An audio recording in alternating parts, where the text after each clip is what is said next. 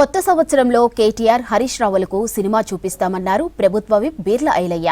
BRS కథ climax కు వచ్చిందని 2025లో కేటీఆర్ అరెస్టు ఖాయమని చెప్పారు. ఇక కొత్త ఏడాదిలో హరీష్ రావు కొత్త దారి చూసుకుంటున్నాడన్నారు. కేటీఆర్ మతి భ్రమించి మాట్లాడుతున్నారని 2025లో కేటీఆర్ కు మంచి బుద్ధి ప్రసాదించాలని దేవుణ్ణి కోరుకుంటానన్నారు. ఇక బీసీల గురించి మాట్లాడే హక్కు కవితకు లేదన్నారు. కేసీఆర్ అసెంబ్లీకి వచ్చిన మన్మోహన్పై 4 మంచి మాటలు మాట్లాడతారని అనుకున్నామని చెప్పారు.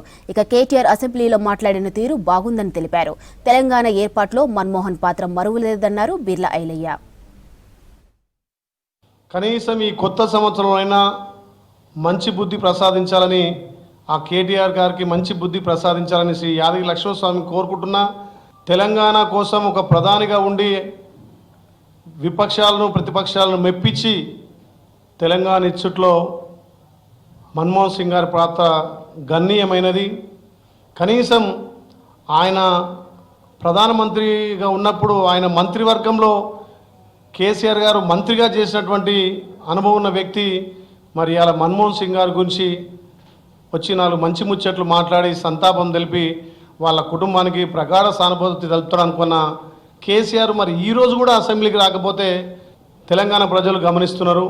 కేటీఆర్ ఇప్పటికైనా నూతన సంవత్సరం నుంచి మీ తీరు మార్చుకొని ప్రజలకు అక్కరొచ్చే సూచనలు సలహాలు మా ప్రభుత్వానికి ఇవ్వాల్సిందిగా మేము విజ్ఞప్తి చేస్తున్నాం. 2024లో బీఆర్ఎస్ పార్టీ గుండుసుని వచ్చిన వాళ్ళ తీరు మార్చుకోలే. వచ్చే ఏడాది ఖచ్చితంగా కేటీఆర్కు హరీష్ రావుకు సినిమా చూపిస్తాం. వాళ్ళ కథ క్లైమాక్స్కి వచ్చింది. అప్పుల కుప్పగా మార్చినటువంటి రాష్ట్రాన్ని ఒక్కొక్కటిగా మేము అప్పులు తీర్చుకుంటూ సంక్షేమాలు చేస్తుంటే ఇంకా కూడా మా మీద బురద జల్లే ప్రయత్నాలు చేస్తున్నారు. అదేవిధంగా సంక్రాంతికి మా రైతన్నలకు ఒక వరంగా రైతు భరోసా ఇవ్వబోతున్నాం. మీ లెక్క కొండలకు గుట్టలకు వెంచర్లకు మేము ప్రజాధనాన్ని దుర్వినియోగం చేయదలుచుకోలే. ఇక ఊకే చెప్తుంటాడు నన్ను అరెస్ట్ చేయరి, నాకేమవుతుంది, ఆ కేసు ఉటి కేసు అంటాడు. ఉటి కేసు ఎందుకు భయపడుతున్నావు?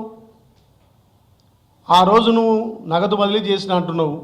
మరి మంత్రిమండలిలో తీర్మానం లేకుండా నువ్వు ఏ రకంగా 55 కోట్లు ఈ ఫార్ములా వేసి ఎట్లిచ్చినావు?